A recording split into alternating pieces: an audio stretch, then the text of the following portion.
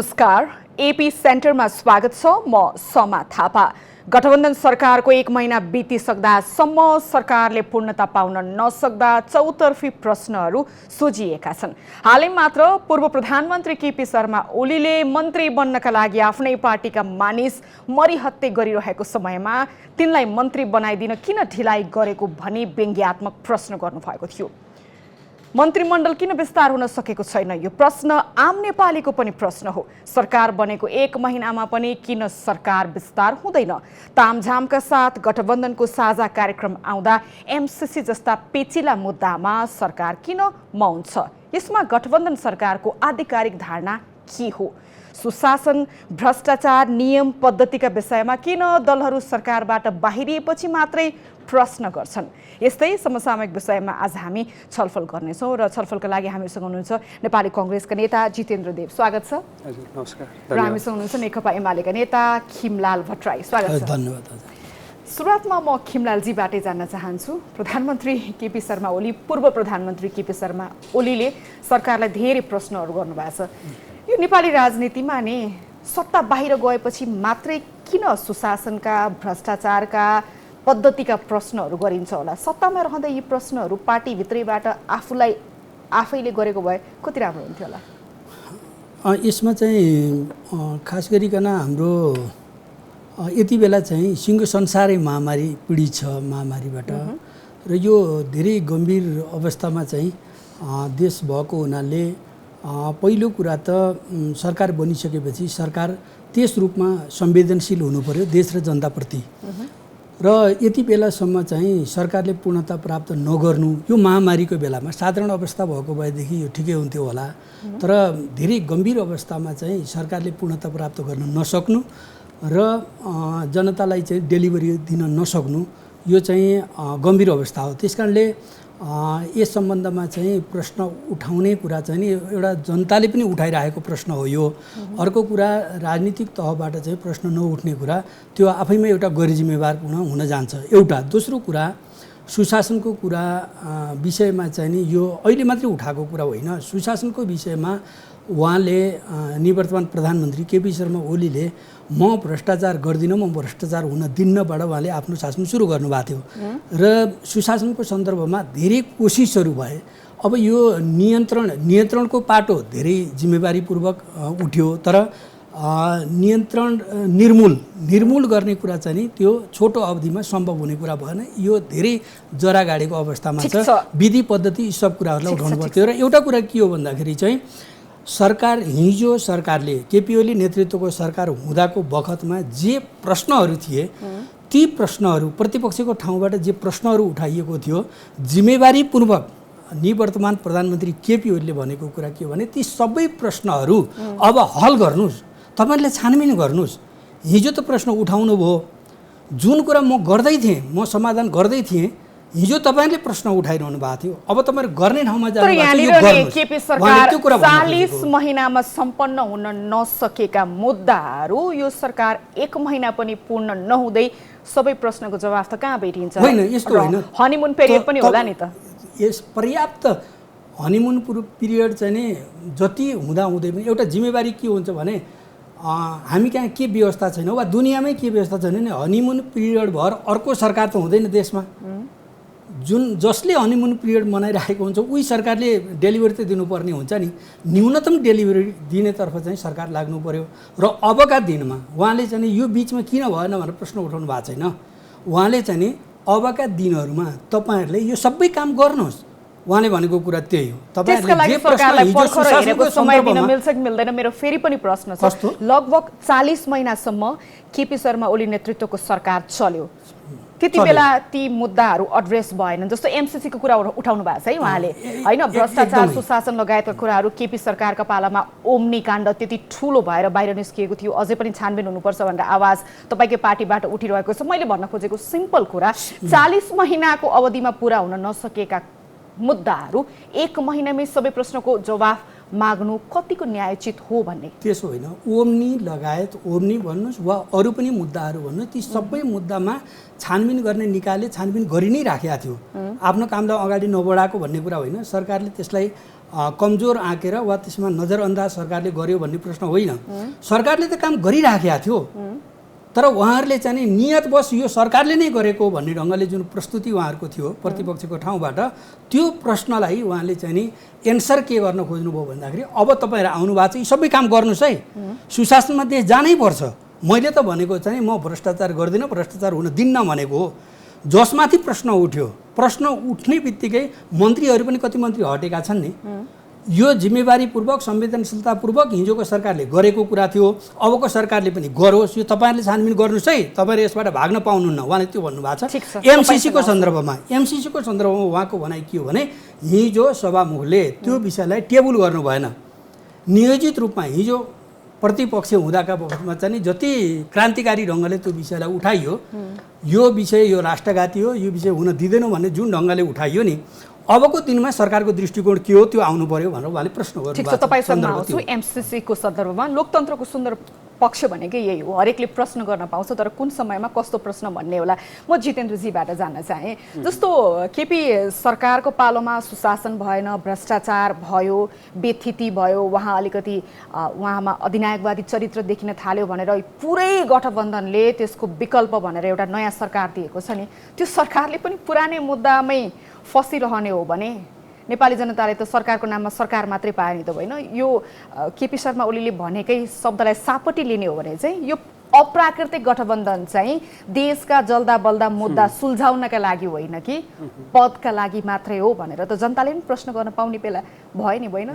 मधेस विद्रोह गरेका शक्तिहरू यहाँ छन्, 10 वर्ष जनयुद्ध लडेका शक्तिहरू यहाँ छन् र 7 सालको क्रान्तिदेखि 62-63 सालसम्मको जनक्रान्तिको नेतृत्व गर्ने नेपाली काङ्ग्रेस यहाँ छ। र त्यति मात्रै होइन, त्योभन्दा पनि अलिक पर र महीन ढङ्गले जाने हो भने माधव नेपालजी जो 14 वर्ष नेकपा एमालेको महासचिव भएर काम गर्दा 10 वर्ष चाहिँ जनयुद्धलाई शान्तिपूर्ण ल्यान्डिङमा ल्याउन त्यति बेलाको त्यो नेतृत्वको माधव नेपालजीको पनि ठुलो भूमिका थियो र मैले सिलिगुडीदेखि लिएर गोरखपुरसम्म उहाँ पुग्नु भएको थियो, त्यो खालको कन्ट्रिब्युसन उहाँको थियो। त्यो शक्तिको समेत समर्थन रहेको सरकार हो होइन। त्यसकारण त्यो भन्न खोजेको के हो भन्दाखेरि 12 बुँदे समझदारी र शान्ति 12 बुँदे समझदारीको दस्तावेज, शान्ति प्रक्रियाको दस्तावेज, 63 सालको अन्तरिम संविधानको दस्तावेज र अहिलेको संविधान, यो सबै हिस्टोरिकल डकुमेन्टहरूको ओनरसिप लिने सरकार हो होइन, ओनरसिप लिने सरकार हो। यति साझा मुद्दा र अवधारणा बनेर बनेको, अवधारणा लिएर बनेको प्राकृतिक गठबन्धन हो भने यो प्राकृतिक गठबन्धनलाई सरकार विस्तार गर्न किन गाह्रो भइरहेको छ? लगभग 1 महिना भइसक्यो, समय अरू बेलाको जस्तो छैन, कठिन छ, महामारीको बीचमा छौँ हामी, अर्को चरण भयावह हुँदैछ भनेर स्वास्थ्य मन्त्रालयले अलर्ट हुनु भनेर सूचना जारी गरिसक्यो, त्यो छुट छैन नि त? हामी सामाजिक के भन्दाखेरि केही सब्स्टान्सियल कुराहरू छन्, कन्टेन्टका, सारका, अन्तर्वस्तुका अति महत्त्वपूर्ण कुराहरू छन्, सब्स्टान्सियल जसलाई भनिन्छ होइन। केही कुरा त्यो मैले भन्छु र केही कुराहरू के भन्दाखेरि टेक्निकल कुराहरू छन् होइन। त हामीले नेपाली जनताले नेपालमा परिवर्तन चाहने, एउटा प्रगतिशील लोकतान्त्रिक सामाजिक आर्थिक रूपान्तरण चाहने, अग्रगमन चाहने सम्पूर्ण हामी नेपाली जनताले हेर्ने के भन्दाखेरि सब्स्टान्सियल इस्युजहरूमा, त्यो पोलिटिकल सेक्टरमा, इकोनोमिक सेक्टरमा, सोसल सेक्टरमा, डेभलपमेन्ट सेक्टरमा, फरेन पोलिसीको सेक्टरमा, यी ठाउँहरूमा नयाँ ढङ्गले यो सरकार अगाडि बढ्न खोजियो खोजेन भन्ने सवाल हो होइन। यो सवाल हामीले पक्र्नु पर्ने कुरा यसलाई हो र त्यस पछाडि अन्य विषयहरूलाई जुन अहिले सरकार विस्तारको कुरा तपाईँले उठाउनु हो त्यो कुरा पनि आफ्नो ठाउँमा जायज नै पनि त क्याबिनेट त पूर्ण रूप लिनुपर्छ होला नि त। महत्त्वपूर्ण मन्त्रालय खाली भएपछि लक्ष्य कसरी हासिल हुन्छ? होइन, सब सिलसिलेवार ढङ्गले म जान्छु। एउटा ऐतिहासिक कुरा हेर्नुहोस् त, यो कुरालाई प्रतिपक्षले पनि स्वागत गर्नुपर्छ म त भन्छु। हामीले भन्नुभन्दा पनि प्रतिपक्षले यसलाई स्वागत गर्नुपर्छ, आम मिडिया जगतले स्वागत गर्नुपर्छ। त्यो के भन्दाखेरि आजसम्म के भएको थियो, प्रधानमन्त्रीको पार्टीले बालुवाटारलाई हेडक्वार्टर बनाएको थियो। एउटा त्यो कल्चरमा हामी हुर्क्यौँ 46 साल पछाडि, 48 सालदेखि होइन, 48 साल सरकार बन्यो बहुदल आइसके पछाडि। हामी पनि एक कालखण्डमा नेपाली काङ्ग्रेस पनि सामेल रह्यो त्यसमा, नरहेको होइन। त त्यसले गर्दाखेरि के भइदियो, कि कुन प्रधानमन्त्री कार्यालय कुन हो, प्रधानमन्त्रीको निवास कुन हो र पार्टीको हेडक्वार्टर कुन हो, त्यो छुटिन सकेन। नम्बर 1 एउटा पृथक खालको पोलिटिकल म्यासेज गयो, जो कि पार्लियामेन्ट्री डेमोक्रेसीमा स्वच्छ लोकतन्त्रमा कहिले हुनु हुँदैन यो कुरा। त्यो एक्सर्साइजमा हामी रह्यौँ। त्यस कुराले अहिलेको सरकारले हटायो। कुनै पनि पार्टीको मिटिङ बालुवाटारमा हुँदैन भनेर अहिलेको सरकारले घोषणा गर्यो। सुन्नुस् न, यसलाई मैले माने है, पार्टीको मिटिङ र सरकारको मिटिङ ठाउँमा हुनु पर्दैन भनेर। यही त कुरा हो। यसैलाई तपाईले यो सरकारको उपलब्धि भनेर छिराउन खोज्नु भएको। मेरो एउटा साधारण प्रश्न नि, सरकार 1 महिनासम्म किन पूर्णता पाउन सकिरहेको छैन? त्यो विषय नै होइन। यही त तपाईहरुको मिडिया जगतलाई म अलिकति म जस्तो मान्छेसँग तपाईले कुरा गर्दाखेरि मेरो निवेदन तपाईलाई आग्रह के हुन्छ भने हामी यो बढी टेक्निकल कुरामा नजाउँ। पहिलो कुरा मात्रै राखे, दोस्रो तेस्रो चौथो मेरो बाँकी नै थियो हैन। भन्दाखेरि एउटा मेसेज हामीले के दियो भन्दाखेरि त्यसको तपाईले रिपरकसन, त्यो बालुवाटार पार्टीको हेडक्वार्टर भन्दाखेरि त्यसको रिपरकसन, कन्ट्रीको सञ्चित कोषमा त्यसको प्रेसर कति पर्थ्यो के हामीले हिसाब गरेका छौँ? के सानोतिनो कुरा हो यो? पोलिटिकल मेसेज मात्रै होइन, इकोनोमिक मेसेज के हो? करोडौँ रुपियाँ चाहिँ राष्ट्रको ढुकुटीबाट पार्टीको लागि खर्च हुन्थ्यो अनप्रोटेक्ट। त्यो त हामीले ट्याक्सबाट तिरेको पैसा हो नि। त्यो कुनै पार्टीको पैसा हो त्यो? न काङ्ग्रेसको पैसा हो, न कम्युनिस्टको पैसा हो। त्यो आम पब्लिकले ट्याक्सबाट तिरेको पैसा हो नि त। त्यो ट्याक्सको पैसा हो नि। ठीक छ, यो सही गरियो सरकारले। अर्को यो कुराले तपाईँ जस्तो एउटा एकदम सार्प मिडिया जगतमा काम गर्ने एउटा मोस्ट पपुलर एउटा एक्टिभिस्टलाई म के भन्न चाहन्छु भने यस्तो कुरालाई तपाईँहरूले बढीभन्दा बढी एक्सपोज गरिदिनुपर्छ हैन। पब्लिक ओपिनियनमा, पब्लिक डिस्कोर्समा ल्याउनुपर्छ र सबैले यसलाई स्वीकार गर्नुपर्छ। सुन्नुस् न, राम्रो कुरा आफै एक्सपोज हुन्छ, राम्रो कुराको स्वीकारोक्ति जहाँबाट पनि आउँछ। के गर्नु? नम्बर 2 मा जान चाहन्छु। यो सरकारले यो कोलिसन गभर्नमेन्ट हो। नेपाली काङ्ग्रेसको मात्रै सरकार भएको भए हामी इमिडिएट सरकार पनि विस्तार गरिसकेका हुन्थ्यौँ। आफ्नो चाहिँ हाम्रो म्यानिफेस्टो अनुसार हाम्रो अहिलेको तात्कालिक सोसियो इकोनोमिक प्रोग्राम हाम्रो के त्यो भनिसकेका हुन्थ्यौँ। यो कोलिसन गभर्नमेन्ट हो। निश्चित रूपमा डेमोक्रेटिक सेटअपमा, पार्लियामेन्ट्री डेमोक्रेसीमा कोलिसन गभर्नमेन्टको काम सिंगल गभर्नमेन्ट भन्दा अलिकति स्लो हुन्छ। यसमा रोकिएको चाहिँ कहाँबाट? माधव नेपाल पक्षबाट वा तपाईहरु पार्टीभित्रकै गुटहरू मिल्न सकेका छैन? केले रोकिया छ? म चाहौँ नचाहौँ तर हाम्रो मुलुकमा के हुन गयो भन्दाखेरि ठुला पार्टीहरूमा कोलिसन गभर्नमेन्ट कोलिसन पार्टनरहरूको बिचमा मात्रै कुरा मिलाएर पनि पुग्दो रहन्छ। नेपाली विशेषता एउटा के रहन गयो भन्दाखेरि हरेक ठुला पार्टीहरूमा आफ्नै पार्टीभित्र पनि अब हामी चाहेर या नचाहेर केही गुट उपगुटहरू जन्मिन पुग्यो। अब त्यसले गर्दाखेरि पार्टीभित्रै पनि चाहे यो नेपाली कङ्ग्रेसको सवाल या माओवादीको सवाल मात्रै होइन, हिजो एमालेले पनि यो समस्या बेहोरेकै हो होइन। त्यसमा सबै ठुला पार्टी मैले भने त्यो हाम्रो नेपाली विशेषता अनुसारको त्यो हुन गयो। ठिक बेठिक आफ्नो ठाउँमा छ त्यो। त भन्दाखेरि केही कोलिसन पार्टनरहरूलाई पनि मिलाउनु पर्ने, केही चाहिँ आफ्नै पार्टी गुटहरूलाई पनि ब्यालेन्स गर्नुपर्ने आदि इत्यादि यसलाई म ठिक भयो म भन्दिनँ, म मान्छु अलिकति ढिलो हुन गएको हो। तर म पनि यही भन्न चाहन्छु, यहाँकै यो पपुलर कार्यक्रम मार्फत म भन्न चाहन्छु कि र आफ्नै नेताहरूलाई र यो सरकारलाई म सामान्य प्रधानमन्त्रीजीले म ध्यान आकर्षण गर्न चाहन्छु कि अब कुराहरू उठ्न थालेका छन्, अब तपाईँहरू ढिलो नगर्नुहोस्। तपाईँसँग आउँछु म। खेमलालजी, जस्तो उहाँले के भनिरहनु भएको छ भन्दाखेरि कोलिसन गभर्नमेन्टका आफ्ना आफ्नै बाध्यता हुन्छन्, केही ढिलो भएको छ भनेर उहाँले पार्टी कार्यालय र बालुवाटारलाई एउटै नबनाएर राज्यलाई ठुलो हामीले आर्थिक रूपमा चाहिँ भारबाट जोगाएका छौँ। यो सरकार सुशासनको बाटोबाट अगाडि बढ्दैछ, तपाईँहरू धैर्य राख्नुहोस् न भन्ने आशय व्यक्त गर्नुभयो। तपाईँहरूमा चाहिँ यो अधैर्यता किन? उहाँले एउटा मात्रै विषय चाहिँ त्यसलाई उठाउनु भयो, त्यो चाहिँ पार्टीको मिटिङ पार्टी कार्यालयमा हामी गर्छौँ। अब उसमा बालुवाटारमा सरकारी मात्रै ठुलो उपलब्धि भयो भन्ने ठान्नुभयो। तर मैले त्यसलाई त्यो त्यति ठुलो विषय म ठान्दिनँ। किनभने कहाँ बस्छौँ, कहाँ मिटिङ बस्छौँ, कहाँ छलफल गर्छौँ भन्ने कुरा त्यति महत्त्वपूर्ण छैन। जति महत्त्वपूर्ण के निर्णय गर्छौँ र जनतालाई के डेलिभरी दिन्छौँ, देशको हितमा हामी देशको हितको पक्षमा के काम गर्छौँ भन्ने कुराको महत्त्व रहन्छ। र हिजो पनि केपी शर्मा ओली को एउटा त स्वास्थ्यको कारण थियो, दोस्रो परिस्थितिको कारण थियो, जसले गर्दाखेरि एउटा व्यवस्थापन गरेर व्यवस्थित रूपमा चाहिँ उहाँ स्वयं पनि बस्नु पर्थ्यो स्वास्थ्यको कारणले। अर्को कुरा परिस्थिति पनि कोरोना महामारीको कारणले पनि अलिकति व्यवस्थापन र व्यवस्थित ढङ्गले चाहिँ मिटिङ बस्नुपर्ने एउटा स्थितिमा त्यो ढङ्गले चाहिँ त्यसको उपयोग भएको कुरा हो। नभएदेखि सबै मिटिङहरू त्यहाँ भए, सबै पार्टी कामहरू त्यहाँ भयो भन्ने कुरा होइन। त्यसको गलत म्यासेज दिनु कुनै जरुरी पनि छैन। तर मेरो भनाइ काम देशको पक्षमा जनताको डेलिभरीको पक्षमा हुनु पर्यो भन्ने मेरो भनाइ रहन्छ। कहाँ बस्नु अर्को कुरा त्यो महत्त्वपूर्ण होइन, के निर्णय गरे त्यो महत्त्वपूर्ण हो भनिरहँदा नि यो सरकारले के महत्त्वपूर्ण निर्णय आजको दिनमा गरिसक्नु पर्थ्यो? यो सरकार पहिलो कुरा त तपाईँ आफै भन्नुहोस् कि यो महामारी यो एउटा चाहिँ भयानक समस्याको बिचमा हामी छौँ, आजसम्म सरकार गठन गर्न सकेको छैन। दोस्रो कुरा, आज सत्तासीन दलका नेताहरू के भन्दै हुनुहुन्छ, रामचन्द्र पौडेलले के भन्नुभयो भन्दाखेरि चाहिँ नि इतिहासमा सबभन्दा नालायक अयोग्य असक्षम भएको व्यक्ति नेपालमा पटक पटक प्रधानमन्त्री बन्नु पर्यो, प्रधानमन्त्री पटक पटक भयो, यो नै देशको दुर्भाग्य हो भनेर भन्नुभयो। ल हेर्नुहोस् कति गम्भीर कुरा उहाँले उठाउनु भयो। डाक्टर बाबुराम भट्टराईले के भन्नुभयो भन्दाखेरि यो देशमा दोस्रो चाहिँ नि यो प्रतिगमनको भेरिएन्ट आउँदैछ। पहिलो केपी शर्मा ओलीले चुनावको घोषणा गर्दाखेरि र पहिलो प्रतिनिधि सभा विघटन गर्दाखेरि चाहिँ नि प्रतिगमन भयो भनेर उहाँहरूको दृष्टिकोण हो, त्यो मेरो दृष्टिकोण त होइन। तर पनि उहाँले फेरि के भन्नुभयो भन्दाखेरि यो संविधानको मर्मलाई मार्ने गरी आत्मालाई मार्ने गरी चाहिँ दोस्रो भेरिएन्ट आउँदैछ है प्रतिगमनको भनेर चाहिँ नि उहाँले भन्नुभयो।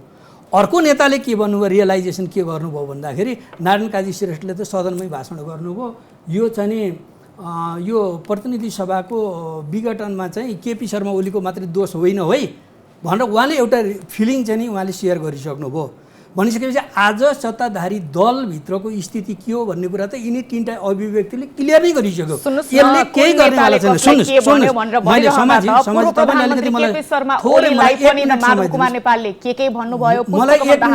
मलाई एक मिनट समय दिनुहोस्। केपी शर्मा ओलीले नेपालमा संविधानको कार्यान्वयनको सन्दर्भमा, संघीयताको कार्यान्वयनको सन्दर्भमा, लोकतन्त्रलाई बलियो बनाउने सन्दर्भमा, देशको राजनीतिलाई विकास र समृद्धिमा केन्द्रित गर्ने सन्दर्भमा, देशलाई एउटा दिशा दिने सन्दर्भमा र पूर्वाधारको चाहिँ नेपालमा भन्नुहुन्छ भने विकासको रोड एउटा चाहिँ रोल मोडेल प्रस्तुत गर्ने कुरामा केपी ओली जसरी सक्षम हुनुभयो नि, यी सबै कुरामा संविधानको कार्यान्वयनदेखि लिएर आज संविधानको कार्यान्वयनमा कुनै च्यालेन्ज छैन। संविधानको कार्यान्वयन गर्छु कसैले भन्नु पर्दैन यो, किनभने हिजो जुन च्यालेन्ज थियो त्यो सबै समस्याको समाधान केपी ओलीले गरिसक्नु भएको छ। संघीयताको लागि पनि हिजो त रिक्त स्थान, संघीयताको रिक्त स्थान पुरा गरेको भनेको केपी ओली संविधान कार्यान्वयनमा समस्या छैन भन्नु, त्यही संविधानलाई लिएर व्याख्या अपव्याख्या भइ नै रह्यो भएन र त्यो भनेको व्यवस्था के हुने भनेर केपी शर्मा ओलीकै सरकारका मन्त्रीहरूले अब यो व्यवस्था पुनर्वाली पनि हुन सक्छ पूर्व व्यवस्थाहरू भनेर सार्वजनिक अभिव्यक्ति आइरहेको थियो। नेताहरूले भनिरहनु भएको छ, त्यो त आज सत्ताधारी दलका नेताहरूले भनिरहनु भएको छ कि अब समस्या आउने भयो भनेर। बरु यो कुरा सही हुन्छ, आज चाहिँ अब समस्यातिर जान्छ कि भनेर। किनभने यो सरकारको हालत त देखिसक्यो नि। प्रचण्डजीले के भन्नुभयो भन्दाखेरि हामी कहाँ 49 जना सांसदहरू हुनुहुन्छ, सबै मन्त्री बन्न खोजिरहनु भएको छ, मलाई समस्या भयो भनेर उहाँले भन्नुभयो। अरू नेताहरूको पनि कुरा त्यही छ। अहिले भर्खरै हाम्रो मान्यजीको पनि कुरा त्यस्तै आयो। अब त हामी गतिमा जान सक्दैनौँ, किन भन्दाखेरि यो कोलिसन गभर्मेन्ट छ, यो ढिला हुनु त स्वाभाविक हो भनेर उहाँले रियलाइजेसन गर्नुभयो। भने आज चाहिँ देशले जुन गति खोजेको छ नि, विकासको गति, केपी ओलीको स्पिड खोजिरहेको छ आज देशले, त्यसमा त चाहिँ अवरोध सिर्जना त भयो। यो केपी ओली माथिको कुरा होइन, यो नेकपा एमाले माथिको कुरा होइन, देश र जनतामाथि घात भयो। आज जसरी देशको राजनीतिलाई जसरी अगाडि बढाउन खोजिएको छ नि, यो देश र जनतामाथि घात गरियो, घात भयो। उहाँहरूले घात गर्नुभयो। जुन केपी ओली माथिको घेराबन्दी भयो पार्टीभित्रीबाट पनि भयो। देशका चाहिँ राम्रा मान्छेहरू घेराबन्दीमा परेका छैनन् भन्ने कुरा होइन। उहाँकै पार्टी हो काङ्ग्रेस, काङ्ग्रेसको बीपी कोइरालालाई घेराबन्दी गरिएको होइन, राजा महेन्द्रको मात्रै दोष छैन त्यसमा, काङ्ग्रेसभित्रको अन्तर्कलहको परिणाम थियो त्यो। समस्याहरू पार्टीभित्र पनि छन्, आन्तरिक पार्टीभित्र पनि रहे र जसरी चाहिँ नि गुटबन्दी गरेर घेराबन्दी गरेर केपी ओलीलाई चाहिँ नि घेराबन्दी गरेर चाहिँ हटाइयो। अब अहिले यो उहाँको रियलाइजेसनसँग म 100% सहमत छैन। यस्तो हुनु हुँदैन। यो कोलिसनले चाहिँ देशको विकासको गतिलाई धिमा गर्न मिल्दैन। त्यो केपी ओलीको स्पिड जुन हो त्यसलाई अगाडि बढाउनु, त्योभन्दा बढी अगाडि जानु पर्यो नि, हाम्रो शुभेच्छा छ। ठिक छ, तपाईँले नि केपी शर्मा ओलीले विकासको रोल मोडल तय गर्नुभएको थियो, सुशासन र समृद्धिको बाटोमा मुलुक अगाडि बढिरहेको थियो भनेर हामीलाई भनिरहँदा नि केन्द्रमा सरकार त ढल्यो, केपी शर्मा ओली नेतृत्वको प्रदेशमा पनि एमाले सरकारहरू ढलिरहेको बेलामा लुम्बिनीका मुख्यमन्त्री शङ्कर पोखरेलले के गरिदिनु भयो भन्दाखेरि राजीनामा दिनु केही घण्टा अगाडि मात्रै ठुलो हेरफेर गरेर जानुभयो। खेलकुद परिषदको सदस्य मनोनयन गर्नेदेखि लिएर अस्पतालको मेसु परिवर्तनसम्मका निर्णयहरू राजीनामा दिनु अगाडि गएर जानुभयो। विकासको रोल मोडल दिने पार्टी, सुशासन, समृद्धि र नीतिगत कुरा सिकाउने पार्टीका नेताको यो काम कारबाहीलाई नेपाली जनताले त मूल्याङ्कन गरिरहेछ नि। यसमा मैले के राजीनामा दिनु केही घण्टा अगाडि मुख्य निर्णयहरू, मुख्य पनि होइन सामान्य मेसु परिवर्तनसम्मका निर्णय गरेर जानुलाई नेपाली जनताले हेरेको छैन। तर यसमा मलाई के लाग्छ भने यो चाहिँ नि मैले त्यसको सम्पूर्ण सूचना मसँग छैन अहिले, मैले त्यो सूचना मैले लिएको छैन, तपाईँले मात्रै भन्नुभयो, म तब सुन्दैछु। तर यसको चाहिँ नि यो निरन्तरताको परिणाम होला भन्ने ठान्छु म। किन भन्दाखेरि त्यो प्रक्रियामा थियो, त्यो प्रक्रियामा भएको कुरालाई एकैचोटि त्यो निर्णय हुन सक्दैन। कुनै पनि निर्णयको लागि त्यसको चाहिँ नि धेरै प्रक्रिया हुन्छ। गभर्नमेन्ट निर्णयमा पुग्नुभन्दा अगाडि धेरै लामो प्रक्रिया हुन्छ। तर राजीनामा दिनु केही घण्टा अगाडि मात्रै यस्ता नीतिगत कुराहरू, ससाना कुराहरूसम्म माइक्रो म्याक्रो सबै मिलाएर जान मिल्छ। त्यो सबै प्रक्रिया पुरा भएर आइसकेको स्थितिमा त्यो एउटा जिम्मेवारी बोधको साथमा नै त्यो यति इसेन्सियल, जस्तो मेसुको कुरा गर्नुभयो, एउटा हस्पिटलको लागि मेसुको धेरै गम्भीर जिम्मेवारीको कुरा हुन्छ र त्यो संवेदनशील पक्ष हुन्छ। त्यस कारणले प्रक्रिया टुङ्गेर आएको हुनाले अहिलेको स्थितिमा चाहिँ हस्पिटलमा मेसिन नहुने कुरा ठिक कुरा भएन। जुन प्रक्रियामा थियो त्यो प्रक्रियालाई चाहिँ समाधान दिएर गएको होला, म यस्तो ठान्छु। त्यो गलत नियत राखेर गरिएको भन्दा पनि एउटा उहाँ त मन्त्री भएर केही अगाडि मात्रै गरिएका निर्णयहरू, मेसु परिवर्तनका निर्णयलाई त सिधै हामीले पढ्न सक्छौँ नि त, होइन? तर यसमा चाहिँ एकैचोटि गभर्नमेन्टले निर्णय गर्न सक्दैन। उहाँ मन्त्री भएर आउनु भएको हो, गभर्नमेन्टले निर्णय गर्नुको पछाडि चाहिँ नि त्यो लामो प्रक्रिया हुन्छ। त्यो प्रक्रियामा रहेको विषयलाई समाधान दिन खोजेको मात्रै होला। यो जनताले चाहिँ क्वेसन उठाउँछ यस्तो विषयमा भन्ने मैले ठान्दैन। जिम्मेवारी बोध गरेर प्रश्न गरिरहेछन् नि। त्यो सुशासन समस्याको समाधान दिने कुरा सुशासनभन्दा भिन्न हो भन्ने म यस्तो समस्याको समाधान हो वा जाँदा जाँदै आफ्ना मान्छेहरू नियुक्ति गरेर जाउँ भन्ने तपाईँले पोलिटिकली तपाईँले होइन, तर सरकारले सरकारको प्रदेशमा बसेका संरचनाहरूले गरेको काम मात्रै मैले तपाईँलाई सम्झाउन खोजेको। अब अर्को नै अघि तपाईँले एमसिसीको कुरा निकाल्नु भएको थियो, होइन? एमसिसीको टेबल गर्नु पर्थ्यो भनेर पूर्व प्रधानमन्त्री केपी शर्मा ओलीले पनि भन्नुभयो। गठबन्धन सरकारका नेताहरू के भनिरहेका छन् भन्दाखेरि एमसिसीलाई चाहिँ संसदमा टेबल गर्नुपर्ने, त्यहाँबाट पारित गर्नुपर्ने संवैधानिक बाध्यता छैन भनेर भनिरहेको छन्। यसमा के गर्नुपर्छ होला यो गठबन्धन सरकारले? तपाईँहरूको धारणा के हो? एमसिसीलाई टेबल गर्नु पर्दैन भन्ने कुरा चाहिँ कसैले कुनै नेताले भन्नुभयो मलाई यस्तो लाग्दैन। सत्ताधारी दलले पनि त्यो कुरा भनेको छ भन्ने मलाई लाग्दैन। र टेबल गर्नुपर्ने भएको हुनाले जुन एमसिसी सम्झौता त्यो नेकपा एमालेको गभर्नमेन्टले गरेको सम्झौता होइन, त्यो नेपाली कङ्ग्रेस र माओवादी केन्द्रले नै गरेको सम्झौता थियो। यद्यपि पछि चाहिँ एकदमै राष्ट्रवादी देखिनको लागि चाहिँ उहाँहरूले यही केपी ओली नेतृत्वको सरकारले गर्यो कि भन्ने ढङ्गले चाहिँ त्यो कुरा उठाउनु भयो। केपी ओली सरकारले गरेको कुरा के हो भन्दाखेरि जुन संसदमा टेबल भएको छ, संसदमा चाहिँ दर्ता भएको छ, त्यसलाई टेबल गरिदिनु सदनमा, सदनले त्यो कुरा टुङ्ग्याउँछ भनेर प्रधानमन्त्रीले चाहिँ त्यो कुरा भनिरहनु भएको थियो। केपी शर्मा ओलीको भनाइ चाहिँ सभामुखले यसमा चाहिँ बेइमानी गर्नुभयो। सभामुखले जुन टेबल गर्नुपर्ने हो, डिसिजन त सदनले गर्थ्यो नि, किन टेबल गर्नु भएन भनेर उहाँले उठाइरहनु भयो। र आजको दलहरूले चाहिँ यति यसबाट भाग्न खोज्दैछ, हरेक कुराबाट भाग्न खोज्दैछ। आज सरकार कुनै जिम्मेवारी र संवेदनशील भएर काम गर्दैछ भनेर रान्नुहुन्छ? आज सुन्नुहोस्, एउटा एमसिसीमा सरकार भाग्यो, किन? उहाँहरूले न्यूनतम साझा कार्यक्रम भन्नुभएको छ, खोइ त त्यो एमसिसीको बारेमा उल्लेख गर्नुभयो त? त्यसबाट पनि भाग्न खोज्नुभयो। अनि कालापानी लिम्पिया धुराएर चाहिँ उसबाट कालापानीबाट भारतीय सेना हटाउने कुरा र जमिन फिर्ता लिने कुरामा सरकार बोल्न सक्यो त? जुन संवेदनशील ठुला विषयहरू छन्, राष्ट्रिय मुद्दाहरू छन्, ती विषयमा सरकार भाग्न खोज्यो। र यो सरकार कति लाचार छ, कति कमजोर छ भन्ने कुरा त यहाँबाट पुष्टि भइसक्यो नि। यसले केही पनि गर्न सक्दैन। तपाईँलाई म आज भनिदिन्छु, उहाँले धीमा गति भन्नुहुन्छ, यो सरकारले गति नै लिन सक्दैन। के को धीमा हो? धीमा गति भए पनि गरिदिए त भइहाल्थ्यो नि। ठिक छ, जितेन्द्रजीलाई प्रश्न है, गति लिन सक्ने मात्रै होइन, धीमा गति मात्रै होइन, गति नै लिँदैन भनेर उहाँले आरोप लगाइसक्नु भएको छ। जस्तो गठबन्धनको न्यूनतम साझा कार्यक्रम भनेर आयो, होइन? घर बिजुली पानी बाटो सबै कुराहरू विद्यालय खोप सबै कुराहरू आयो तर राष्ट्रिय बहसका विषय बनेको जस्तो एमसीसी के हुने भनेर त्यसमा कुनै पनि बुदा आएन जस्तो लिम्पिया धुरा र कालापानीलाई के गर्ने भन्ने उहाँकै प्रश्न होइन अरू नेपालीहरूले पनि प्रश्न गरिरहेछन् देशका संवेदनशील मुद्दामा मौन रहेर अरू फुलबुट्टा मात्रै भरेर गठबन्धनको नीति तथा कार्यक्रम आउँदा त जनताले कसरी विश्वास गर्ने अब हेर्नुहोस् मेरो त सम्माजी आग्रह के छ भन्दाखेरि माननीय खिमलाल भट्टराईजीलाई कि अब उहाँहरूसँग अहिले पीडा छ अहिले भर्खर सरकारबाट बडो नामजा हिसाबले बडो नरमाइलो हिसाबले पछारिनु भएको छ पीडा चाहिँ केही पनि छैन यसमा थोरै क्रस गरेको पीडा चाहिँ केही पनि छैन किनभने नेपालको पोलिटिकल हिस्ट्री हेरियो नि त यस्तोमा पीडा लिएर के गर्ने हामी समाधान दिने हो पीडा लिनुपर्ने केही पनि छैन ठिक छ आफ्नो पालो आइहाल्छ जवाब दिनु होला ठिक छ के छ भन्दाखेरि मैले राष्ट्रसभामा बोल्ने बेलामा मैले के भनेको थिएँ भन्दाखेरि त्यो एउटा नेपाली लोक संस्कृतिमा निकै पपुलर एउटा उखान छ भनाइ छ किन रुन्छस् मङ्गले आफ्नै ढङ्गले त्यो कुरा मैले नेकपा एमालेतिर सोझ्याएको थिएँ र आज जुन पीडा जुन आक्रोश जुन कुण्ठा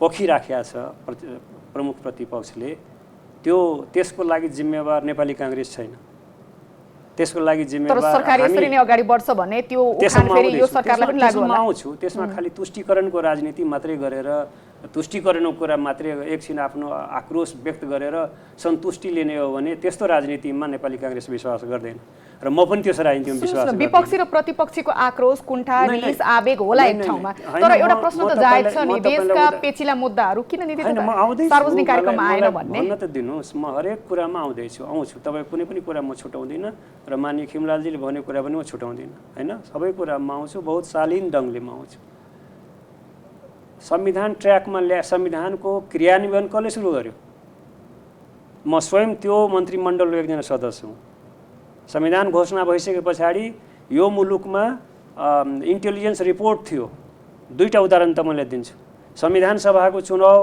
तपाईँ नगराउनुहोस् गिर्जाबाबु इन्टेलिजेन्स रिपोर्ट हाम्रो नेपालको इन्टेलिजेन्सले भन्यो कि तपाईँ हार्दै हुनुहुन्छ त्यसकारण यो संविधान सभाको चुनाव गराउनु हुँदैन तपाईँले अहिले गराउनु हुँदैन भनेको थियो तर गिरिजाप्रसाद कोइराला पार्टीको स्वार्थभन्दा माथि देशको स्वार्थ राख्नुभयो सिस्टमको स्वार्थ राख्नुभयो संविधान सभाको स्वार्थ राख्नुभयो र उहाँले म काङ्ग्रेस हारे पनि तर देशको लागि आवश्यक छ चुनाव संविधान सभाको यो 12 बुँदे समझदारीको प्रोडक्ट हो यो चाहिँ शान्ति प्रक्रियाको प्रोडक्ट हो त्यसकारण यो देशको आवश्यकता पिपुलको आवश्यकता हो म चुनाव गराउँछु त्यसको ब्याज सधैँ खाइरहेर देशका पेचिला मुद्दाहरूलाई नजरअन्दाज गर्न मिल्दैन तपाईँ जस्तो मान्छे नआतिनुस् न सुन्नुस् क्या धेरै कुराहरू गइरहेको छैन पिपुलमा यो एकदम केटाकेटी राजनीति भइराखेको छ यहाँ यो मुलुकमा हैन हामी गर्नुपर्ने विषयमा बहस गर्दैनौँ हैन खालि र एकदम सानातिना टेक्निकल प्राविधिक कुराहरूमा बहस गर्छौँ त्यसकारण मैले के भन्न खोजेँ जस्तै माननीय खिमलालजीले उठाउनु हो कि केपी ओलीले संविधान क्रियान्वयन एकदम तीव्र गतिमा संविधानले ट्र्याकमा ल्याउनु हो र क्रियान्वयनको सवाल जुन उठाउनु हो नि म यो भन्दैछु कि चुनाव शेरबहादुर देउवाले संसदको चुनाव नगराएको भए जसको म पनि एउटा सदस्य हुँ हामीले के देख्यौँ हामीलाई त्यति बेला पनि हामीलाई आयो रिपोर्ट आयो कि नेपाली काङ्ग्रेस लुज गर्दैछ अहिले चुनाव नगराउनुहोस् तर मैले भने हाम्रो त्यति बेला शेरबहादुर सामान्य प्रधानमन्त्रीजी त्यति बेला पनि प्रधानमन्त्री हुनुहुन्थ्यो र उहाँले भन्नुभयो होइन संविधान सुशील कोइरालाको नेतृत्वमा घोषणा भएको संविधान हो यसलाई लागू गर्नु काङ्ग्रेस हारे पनि यसलाई लागू गर्ने मेरो कर्तव्य हो म त्यसकारण म चुनाव गराउँछु भन्दाखेरि हामीले प्रदेशको चुनाव गरायौँ संसदको चुनाव गरायौँ राष्ट्रिय संसदको सङ्घीय संसदको लोकल इलेक्सन पनि हामीले गरायौँ होइन हामी हार्यौँ केही छैन हामी हारिसकेपछि हामी घोषणा गऱ्यौँ कि हामी रुल अफ गेममा हामी विश्वास गर्छौँ हामी रुल अफ गेमलाई विश्वास नगर्ने फोर्सेस होइनौँ हामी रुल अफ गेमलाई विश्वास गर्छौँ हामी हार्यौँ हामी त्यसलाई एकदम ग्रहण गऱ्यौँ ह्याप्पिली ग्रहण गऱ्यौँ हामी भन्यौँ हामी एउटा रचनात्मक प्रतिपक्षको भूमिका हामी खेल्छौँ त्यो भन्यौँ हामी डेक्लेयर गऱ्यौँ र उहाँहरूलाई त्यो थाहा होला कि हामी वर्षौँसम्म हामीलाई धेरै उहाँ तत्कालीन कम्युनिस्ट पार्टीका ठुल्ठुला नेताहरूले हामीलाई शेरबहादुर देउवाजीलाई भन्न आए नयाँ कोलिसन बनाउनु केपी ओलीले प्रतिगमनतिर लग्न थाल्यो तानाशाह बन्यो केपी ओली व्यक्तिवादी भयो आदि इत्यादि तपाईँले नेतृत्व गरिदिनु पर्यो भन्दा पनि शेरबहादुरजी बारम्बार भन्नुभयो कि होइन अहिले तपाईँहरूको बहुमत छ तपाईँहरू सरकार चलाउनुहोस् हामी त 63 को नम्बरवाला हौँ त्यो त विगतको कुरा भयो त्यो त विगतको कुरा भयो एउटा कुराको मैले मेरो प्रश्न चाहिँ बथ्यो तपाईलाई रोके किन भन्दा यो विगतको कुरा कसरी नेपाली राजनीति अगाडि बढ्यो यहाँसम्म आयो भनेर नेपाली जनतालाई जग जाहेर छ मेरो आजको दिनमा उठेका आम मानिसका प्रश्नहरू नि समय पनि कम छ दुई जना सहभागी हुनुहुन्छ यति धेरै छ त किन भन्दा चुनौतीका बावजुद पनि मन्त्रालय छैन रिक्त छ त्यसलाई लिड गर्ने मन्त्री छैन भने त आम जनताले त पहिला त मन्त्री खोज्छ नि त ठिक छ त्यस कुराले मैले नै कहाँ भनेको छु त्यो त बहुत चाँडै हुन गइराखेको छ हुन्छ त्यसमा अब डिस्कसन नगरौँ न त्यो हुन्छ ठीक छ कोलिसन गभर्नमेन्टको बाध्यता त्यो बुदा क्लियर भयो अझै भन्न दिनुस् पुगेको छैन त्यसकारणले यो संविधानलाई ट्र्याकमा यो संविधानलाई इम्प्लिमेन्टेसनमा ल्याउने पार्टी भनेको नेपाली काङ्ग्रेस हो नम्बर 1 नम्बर 2 के भन्दाखेरि मेरो च्यालेन्ज छ चुनौती छ मेरो केपी ओली नेतृत्वको सरकारले जति पनि विधेयकहरू पार्लियामेन्टमा पेश गर्यो हरेक विधेयकहरू संहितालाई कमजोर गर्ने विधेयकहरू हरेक विधेयकहरू समावेशी लोकतन्त्रलाई कमजोर गर्ने विधेयकहरू पार्लियामेन्टमा पेश गर्यो म विधान व्यवस्थापन समिति एउटा सदस्य ठीक छ विगतको सरकारले के गर्यो भनेर त्यसको समीक्षा कुनै अर्को समय गरौँला र जनताले गर्ला चुनाव आउँछ खिमलालजीले कुरा उठाइसकेपछि अहिले भन्नुपर्छ अहिले ठीक छ अहिले नै मैले भन्नुपर्छ खिमलालजीले कुरा उठाइसकेपछि कि केपी ओली नेतृत्वको सरकारले न संहितालाई बलियो गर्यो न समावेशी लोकतन्त्रलाई बलियो गर्यो के गर्यो रोल मोडल भन्ने दिन्छ तपाईले नै ओम्नी प्रकरण उठाउनु हो त्यसमा अझै पनि एउटा जोड दिन्छु किन उहाँका तत्कालीन सूचना मन्त्रीले सञ्चार मन्त्रीले किन राजीनामा दिनु पर्यो अहिले भर्खरै समाजीले नै उठाउनु भयो प्रदेश नम्बर 5 को कुरा तपाईले आफै उठाउनु हो त्यसमा जोडी मात्रै म जोड दिन्छु बिमला ओली खत्री हैन कसरी किडन्याप भए कसरी चाहिँ सबै कुराहरु आइरहेको छ त्यसकारण म के भन्दाखेरि अब म उहाँ माननीय खिमलालजीसँग के आग्रह गर्छु भने हाउ टु गो फरवर्ड एउटा राम्रोसँग एउटा सत्ता पक्ष पनि र प्रतिपक्ष पनि देशलाई मिल्न सक्ने बुदामा मिलेर अगाडि बढाउँ संविधानलाई बलियो गरौँ एउटा मुलुकको जनताले मुलुकको परिवर्तन खोजिराखेको छ त्यो दिशामा कन्स्ट्रक्टिभ बहस गरौँ भने कोनबाट जाउँ हामी लान्छना लगाएर बरु मलाई प्रोभोक गरेर जवाब दिनुभयो भने हाम्रो डिस्कसन आरोप प्रत्यारोपको राजनीतिबाट त कोही कतै पुग्दैन होइन भ्रष्टाचारका सबै भ्रष्टाचारको छानबिन हुनुपर्छ ओम्नी प्रकरण वाइट बडी होइन सब हुनुपर्छ एकदम बालबाटारको जग्गाहरू ललिता निवासदेखि सबै प्रकरणको छानबिन हुनुपर्छ क्यान्टोनमेन्टको भ्रष्टाचारको छानबिन हुनुपर्छ एउटा मात्रै कुरा भन्न दिनुस् मलाई मैले हिजो राष्ट्रवाम पनि यो कुरा उठाएँ माननीय खिमलालजी त्यो सुन्नु भएको छ अहिले पनि म सुनाइराखेको छु र मेरो उहाँसँग आग्रह छ कि हामी यो प्रोभोक गरिदिएर बहसलाई अलिकति नमिठो नबनाउँ एउटै कुरा म भन्छु म नमिठो कुरा गर्ने तितो कुरा गर्ने मान्छे नै होइन म एउटा वैचारिक बहस गर्ने मान्छे हुँ म आफै पर्यटन मन्त्री थिएँ मलाई च्यालेन्ज गर्न आए एकजना माफियाले यहाँको माफिया नेपालको माफिया जसले पर्यटन मन्त्रालयले किनेर राखेको छ त्यो माफियाले कस्तो मान्छे हुनुहुन्छ जितेन्द्रजी उहाँलाई 5 पैसा पनि चाहिँदैन पैसै चाहिँदैन उहाँलाई चुनाव नै लड्नु पर्दैन उहाँलाई मलाई चाहिँ मेरो काम नगरेर यहाँ कोही पनि पर्यटन मन्त्रीमा टिक्न पाएको छैन म हुँ पर्यटन मन्त्री बनाउने र टिकाउने मेरो स्वीकृति बिना यहाँ कोही पर्यटन मन्त्री बन्दैन भन्ने च्यालेन्ज मलाई गरे त्यो मान्छे जब केपी ओलीको सरकार बन्यो केपी ओलीको सरकारमा जति पनि पर्यटन मन्त्रीहरू भए त्यो मन्त्रालयका सारा पोलिटिकल एपोइन्टमेन्टमा त्यो माफियाको मान्छेहरू परेको छ माफिया राजदूतसम्म त्यति त्यो मन्त्रालय मात्रै होइन पूर्व सरकारले प्रोत्साहन गर्यो भन्न खोज्नु यो त मैले भन्नै पर्दैन मलाई मुख नखुलाउनुस् न म त धेरै इन्फर्मेसन राख्ने मान्छे हो भनिदिनुस् न त आज खुलास त त्यसकारण मेरो त उहाँलाई मेरो एकदम आग्रह छ कि हामी यो त्यो रूपमा नजाउँ न त्यसले चाहिँ बहुत हुन्छ एउटा के हुन्छ भन्दाखेरि राम्रो हुँदैन। यहाँनिर मैले अहिले फेरि समसामयिक प्रश्न जोडेँ है। कस्तो बहस लिएर जाउँ सरकारका साझा कार्यक्रममा किन म आग्रह गर्न चाहन्छु आएन भनेर उहाँले प्रश्न गर्नुभएको छ नि, त्यसमा तपाईँको जवाफ के छ? आएन रे? सरकारको न्यूनतम साझा कार्यक्रम भनेर आयो नि, त्यसमा एमसीसी जस्ता कुराहरू चाहिँ किन उठेनन्, त्यसलाई कसरी अगाडि बढाउने भनेर? एउटा कुरा के छ भन्दाखेरि राष्ट्रिय मुद्दाहरूको त सम्बोधन हुनुपर्छ नि त। खिमलालजीले भन्नु होला, मेरो यसमा म एउटा के भन्ने, एउटा चाहिँ बहसमा भाग लिने एउटा विद्यार्थी आन्दोलनबाट आएको, बौद्धिक आन्दोलनबाट आएको मान्छे पनि हुनु होइन। हाम्रो देशमा एउटा ठुलो कमजोरी के छ भन्दाखेरि हरेक विषयहरूलाई हामी आइडियोलोजिकल कोणबाट हेर्छौँ। हरेक कन्ट्रीमा, हरेक देशमा केही यस्ता इस्युजहरू हुन्छन्, कुनै खास पोलिटिकल इस्युज, कुनै खास इकोनोमिक इस्युज, कुनै खास कल्चरल इस्युज यस्तो हुन्छ जो कहिलेकाहीँ आइडियोलोजीभन्दा माथि राख्नुपर्छ। हामी आइडियोलोजी गाइडेड, चाइनालाई र भारतलाई आइडियोलोजी गाइडेड हेऱ्यौँ भने, त्यो किसिमको भारत नीति र चीन नीति हामीले लियौँ भने हामी कहिले पनि दुवै छिमेकी देशसँग राम्रो सम्बन्ध हामी बनाउन सक्दैनौँ।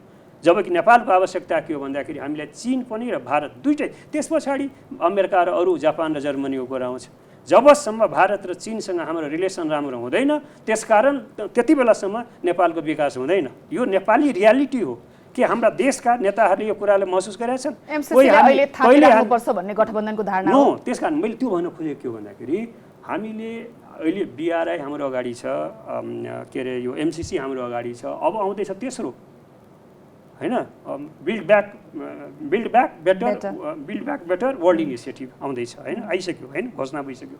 भन्दाखेरि अहिले यसै मैले हिजो पनि भने पार्लियामेन्टमा कि यी यस्ता इस्युजहरूमा सत्ता पक्ष र प्रतिपक्ष होइन, हामी दुइटै जिम्मेवार शक्ति त हो नि, ठुलो फोर्स हो नि।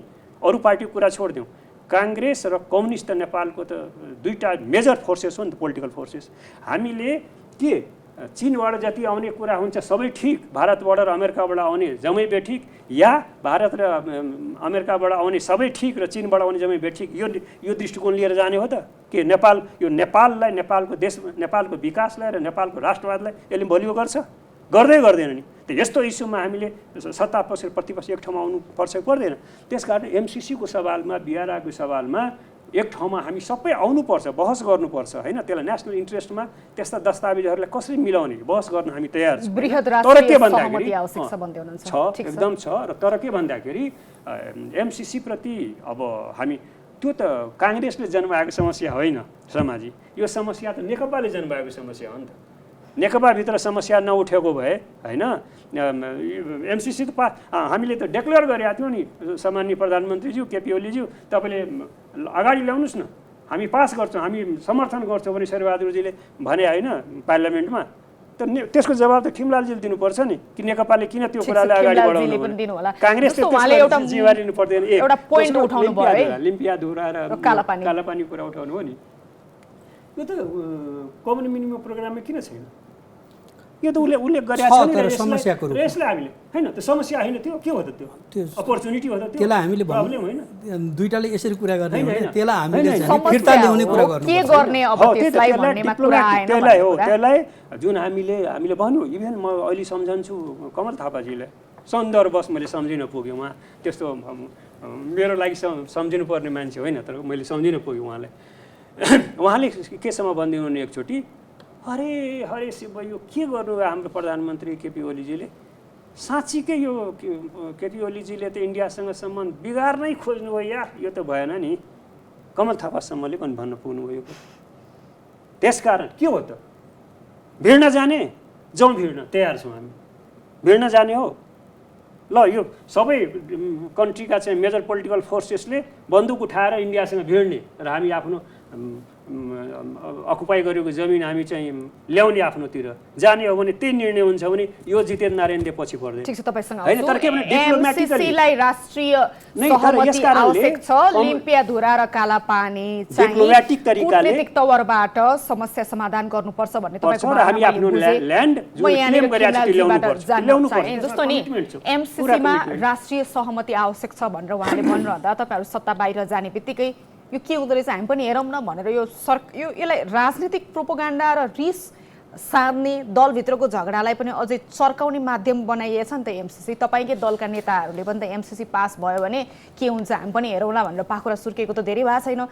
यो यस्तो बृहत्तर राष्ट्रिय हितलाई असर गर्ने मुद्दाहरूमा तपाईँहरूले किन राजनीतिको रङ लगाइदिनुहुन्छ?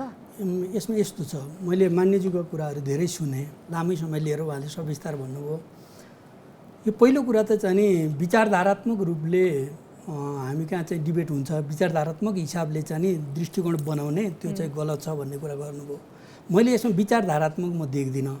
विचारधारात्मक हिसाबले कम्युनिस्ट भएको कारणले वा काङ्ग्रेस भएको कारणले वा अर्को कारणले चाहिँ नि दृष्टिकोण बनाउने र त्यसको आधारमा अन्तर्राष्ट्रिय सम्बन्धलाई पनि प्रभावित गर्ने जुन ढङ्गले उहाँले राख्नुभयो, मैले त्यो चिज देखेको छैन।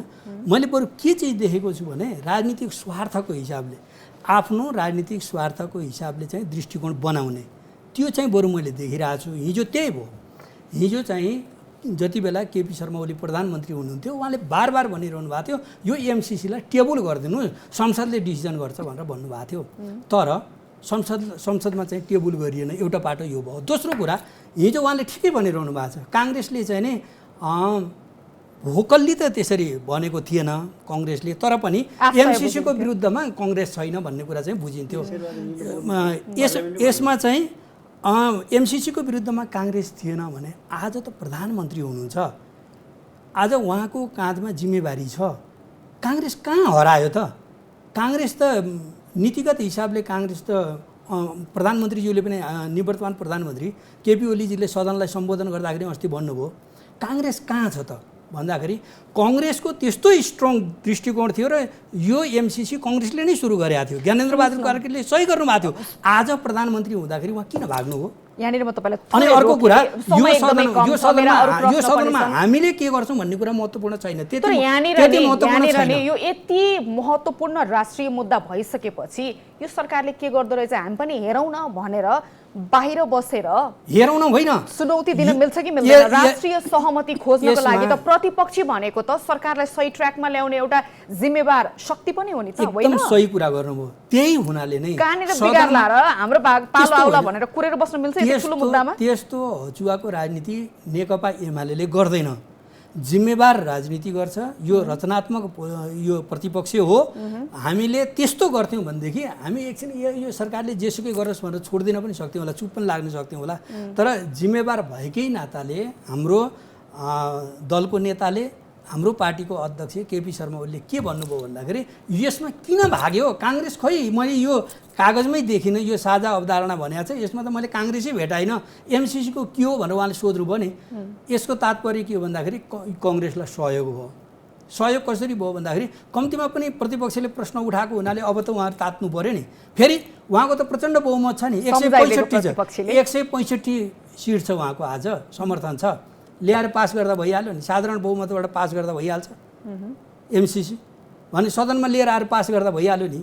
प्रधानमन्त्रीले, हाम्रो निवर्तमान प्रधानमन्त्रीले त्यो भन्नुभएको छ भने एमाले कहाँनिर गएर जिम्मेवार छ र जिम्मेवार प्रतिपक्षको भूमिका निर्वाह गरेको कुरा हो त्यो। तर आज कङ्ग्रेस आफ्नो नीतिबाट भाग्दैछ, कङ्ग्रेस कहीँ नीतिमा देखिँदैन। त्यो अलिकति अन्त्यमा म आइसकेको छु।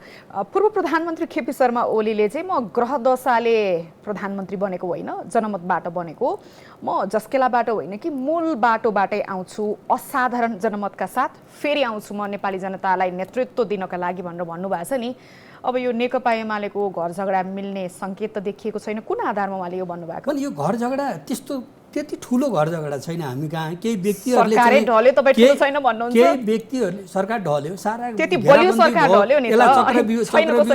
अभिमन्यु बनाइयो, एकचोटि अभिमन्यु मर्यो ठिकै छ, तर सधैँभरि अभिमन्यु मर्छ भन्ने कुरा भएन।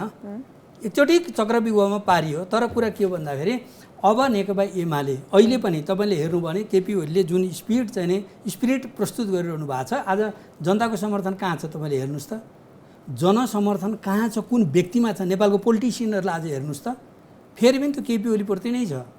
र केपी ओलीले जुन स्पिरिट प्रस्तुत गर्नुभएको छ र जुन आज पनि जनताको आशा भरोसा भन्नुहुन्छ भने फेरि पनि नेताको हिसाबले तपाईँले तुलना गरेर हेर्नुहुन्छ भने त्यो केपी ओली माथि नै छ। र हामी नेकपा एमाले यो जनआधारित पार्टी हो, जनआधारित पार्टी हो। केही नेताहरू, हाम्रो पार्टी विभाजित भएको थियो, हिजो पनि धेरै ठुलो नेताहरूको भन्नुहुन्छ भने आधा आधी विभाजन भएको थियो 2054 सालमा।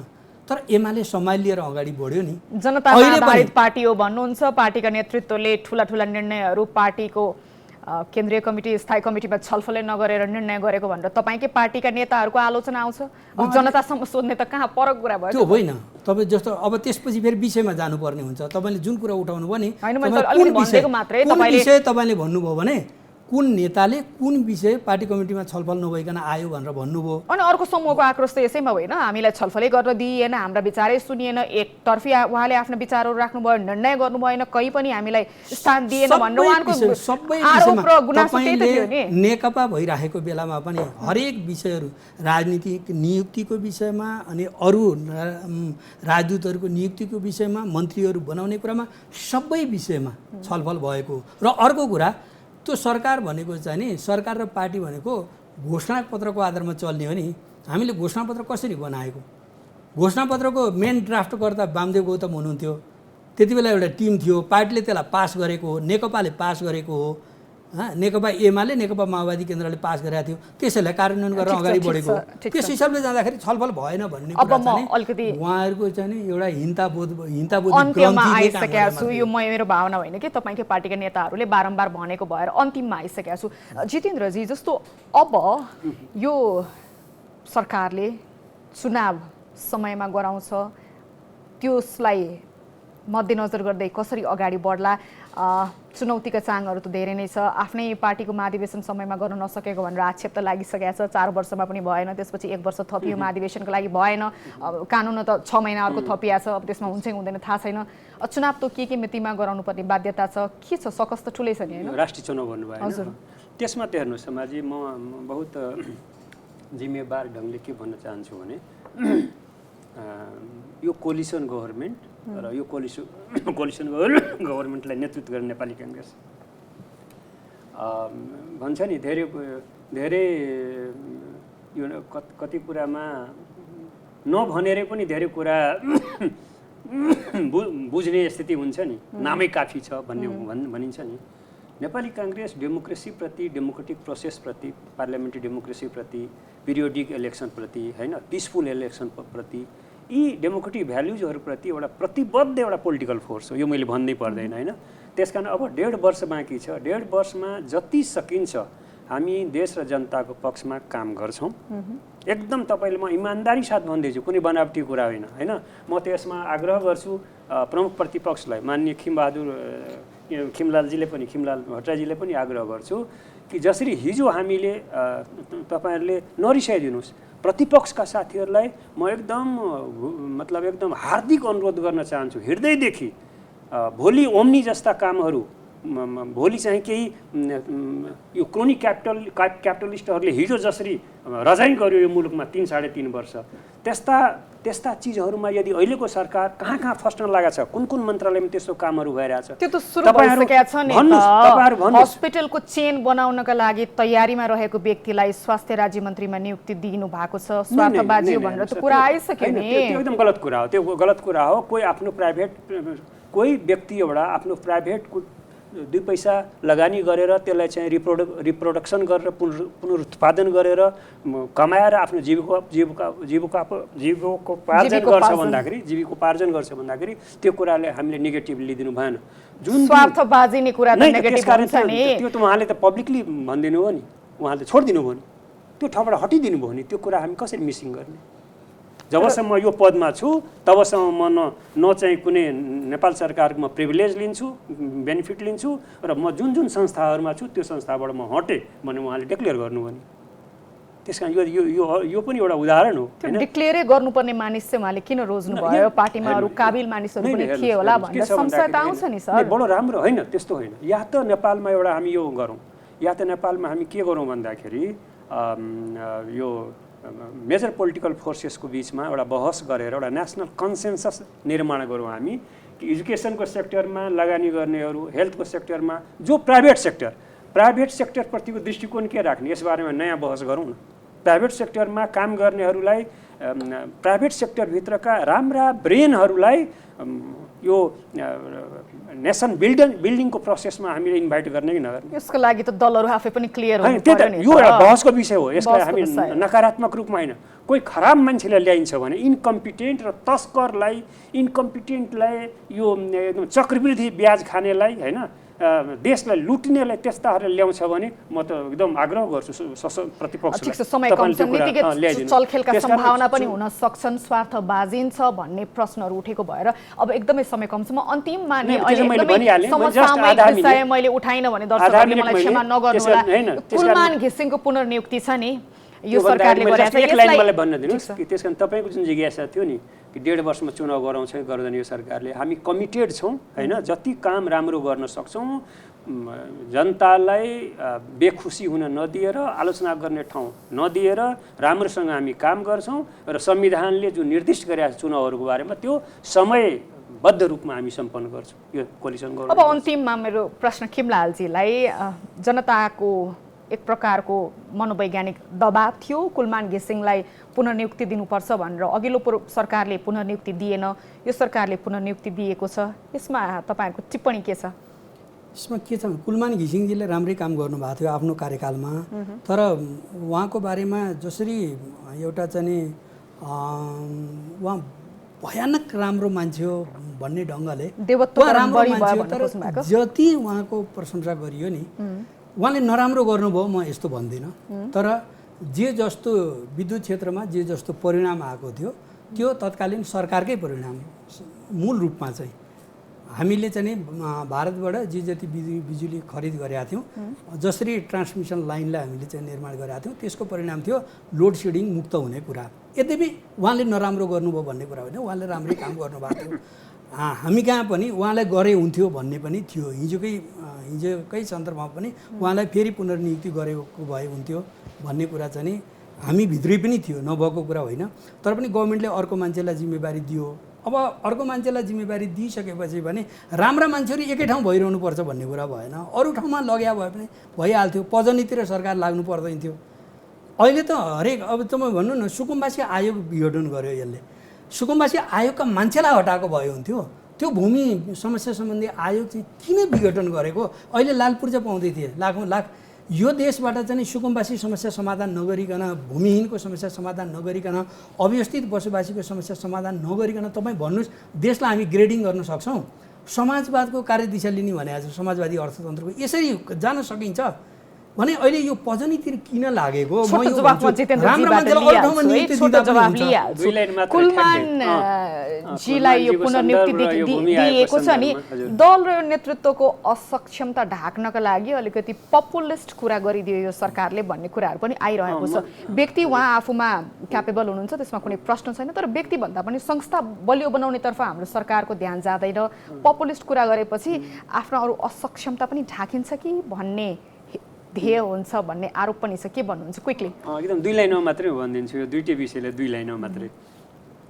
जहाँसम्म कुलमानजीको प्रश्न छ, मेरो विचारमा सायद अब माननीय खिमलालजी सहमत हुनुहुन्छ यस कुरामा कि हाम्रो कन्ट्रीको लागि अलि निष्पक्ष ढङ्गले हामी जस्ता एउटा, म यङ त होइन, अब यो 60 काटिहालेँ 64 लाग्न लागेको छु, यङ त होइन, तर यङ जेनेरेसनसँग मैले चाहिँ अपिल गर्न चाहन्छु कि हाम्रो देशमा एउटा प्रवृत्ति के छ भन्दाखेरि देशको लागि राम्रो काम गर्नेलाई डिस्करेज गर्ने।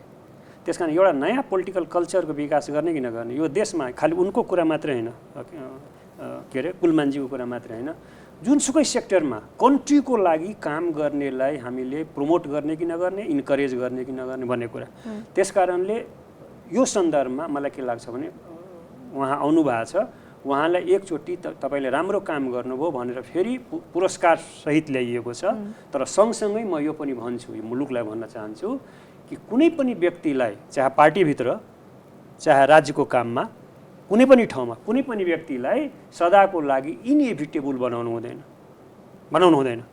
त्यो मान्छे भएन भने कुनै अमुक मान्छे, खालि नट ओन्ली कुलमानजी, मेरै सन्दर्भमा पनि हुनसक्छ, अरूकै सन्दर्भमा हुनसक्छ, यो मान्छे भन्यो भने देशै चल्दैन, यो मान्छे भन्यो भने पार्टी नै चल्दैन होइन भन्ने। बिपी भएन पनि, बिपी नभए पनि काङ्ग्रेस चल्यो, गिरिजाबु नभए पनि काङ्ग्रेस चल्यो, मदन भण्डारी नभए पनि एमाले चल्यो। व्यक्तिलाई भन्दा पनि पद्धतिहरूलाई विकास गर्ने, काम गर्नेलाई प्रमोट पनि गर्नुपर्छ, इन्करेज पनि गर्नुपर्छ, अनि न काम गर्नेहरू। ठिक छ, समय सक्यो। अर्को प्रकरण जुन छ नि सुकुम्बासीमा एक लाइन मात्रै मेरो के भन्दाखेरि त्यो गठन आदेश नै डिफेक्टिभ छ। त्यो गठन आदेशले जुन संविधानको धारा 40 संविधानको धारा 40 को 5 र 6 को जुन व्यवस्था छ नि त्यसलाई उसले मिस गरेको छ।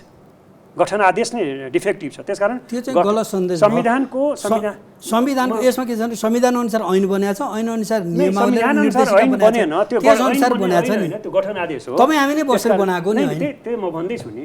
त्यसकारण मिसिङ कहाँ छ भने म त कोटै गरेर भन्छु नि, संविधानको धारा 40 को 5 र 6 यो मिसिङ छ। त्यसमा चाहिँ दलितहरूलाई एकपटकको लागि राज्यले घर र जमिन दिनेछ कानुन बनाएर भनेको छ। तर अहिलेको समाधान होइन नि त, त्यसलाई रेक्टिफाई गर्न सकिन्छ। त्यसलाई चाहिँ संविधानको स्पिरिटमा गठन आदेशलाई हामीले रिस्ट्रक्चर गर्छौँ, त्यसलाई बनाउँछौँ र इमिडिएट बनाएर आयोग बनाएर जे संविधानको स्पिरिट छ त्यो स्पिरिटमा काम हुन्छ गर्छौँ हामी। यहाँहरू दुवैजनालाई समयका लागि धन्यवाद, आफ्नो विचारका लागि पनि थ्याङ्क यू, धन्यवाद। गठबन्धन सरकारको 1 महिना पुगिसक्दा पनि अझै मन्त्री परिषद विस्तार हुन सकेको छैन। मुलुकका पेचिला मुद्दाहरू किन संसदमा उठ्न सकिरहेको छैन? यो सरकार अब कसरी अगाडि बढ्छ? प्रतिपक्षीको नजरमा गठबन्धन सरकार कसरी अगाडि बढिरहेको छ? यिनै समसामयिक विषयमा आज हामीले छलफल गर्यौँ। अर्को हप्ता अर्को विषयका साथ उपस्थित हुने नै छौँ। तबसम्मका लागि बिदा दिनुहोस्। नमस्कार।